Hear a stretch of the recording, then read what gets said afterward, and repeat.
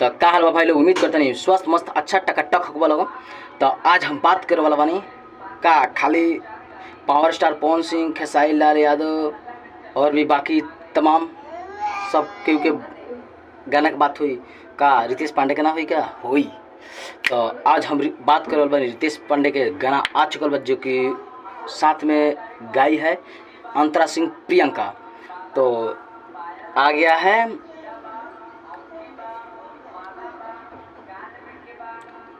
आदि शक्ति फिल्म पे। तो आप लोग जाइए वहाँ पर देखिए, लिंक डिस्क्रिप्शन में भी है, वहाँ पे यहाँ से भी आप जाकर देख सकते हैं और सुन सकते हैं। क्योंकि शादी का माहौल आजकल चल रहा है, तभी उसी के टाइप के गाना है शादी पे है। क्योंकि गाना का बोल है भैया के साली, और गाना हमारा तो ठीक ठाक लागल।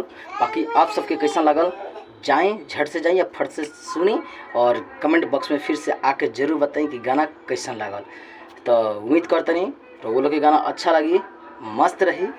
और ये गाना के भी आप लोग ढेर सारा प्यार आशीर्वाद दे दी, ताकि और भी हमारा भोजपुरी आगे बढ़ सके और ऐसा ही कमाल धमाल मचाते रहे लो और गर्दा उड़ाते रहे लो। तो आप सब उसमें साथ दीजिए और गाना को काफ़ी ज़्यादा बड़ा बनाइए।